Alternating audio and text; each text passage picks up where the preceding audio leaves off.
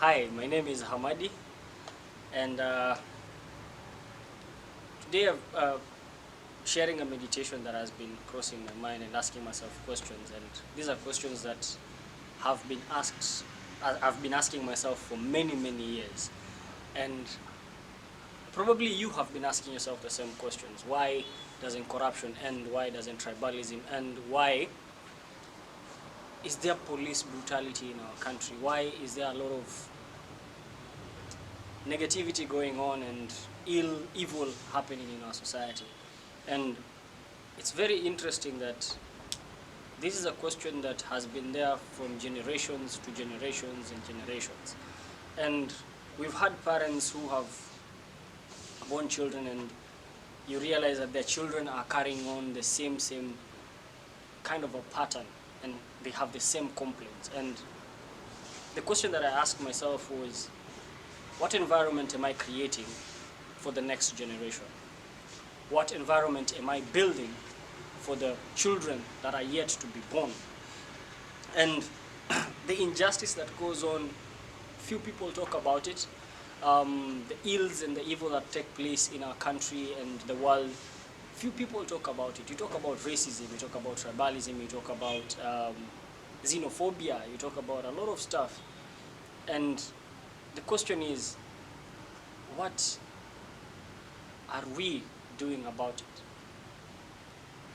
What are we doing about it? What was expected to be done for these things to be addressed? What was expected of the people who came before us for these things to be dealt with? Some say it's not my fault. It has happened to that. If it's okay, it has happened. Let it go. But then turning a deaf ear is not dealing with the issue. Turning aside and looking away is not the way to deal with these issues. I've been having this saying that when people are talking about COVID-19, because there are many rumors that COVID-19 is fake, or the government is doing this, the government is doing that. Wait, I tell you, my friend, until it hits your house, then it will be real. The narrative should be take measures, take precautions. Before I digress, let me just share this thought. If we were to deal with these issues that are currently going on, it's us to speak up.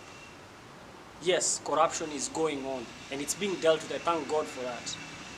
And yesterday, the MP Waluke justice was served, 700 million to be paid, or 7 years imprisonment.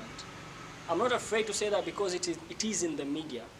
And the truth is, we need to deal with injustice. We need to deal with this evil that is happening in the society. How are we dealing with it? The generation now is by training the next generation on how to deal with these issues.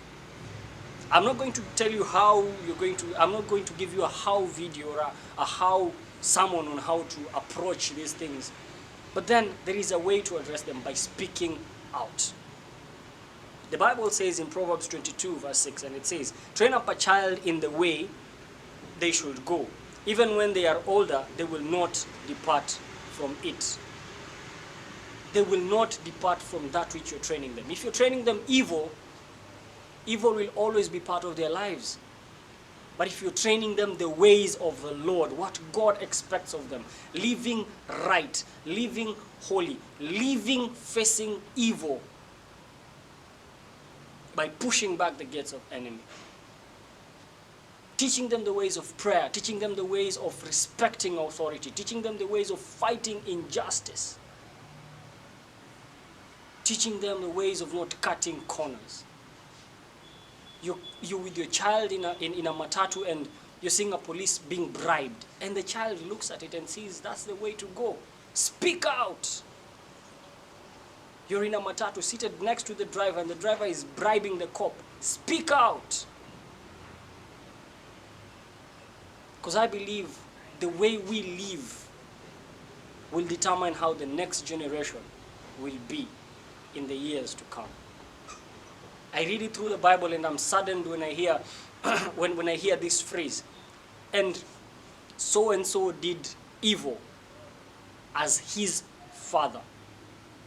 If his father hadn't done evil, truth be told, this person would have done, this king would have done things in accordance to the ways of the Lord. There are also other scriptures that says, and this person did as his father David did, walked in righteousness, sought God, did things according to what God was saying. They sought after God's own heart. Two distinct great generations, but then one to a downfall, one to prosperity. How are you training up the next generation? How are you raising up the child of tomorrow? Speak out. Train up a child in the ways they should go, and that will not depart from them. God bless you.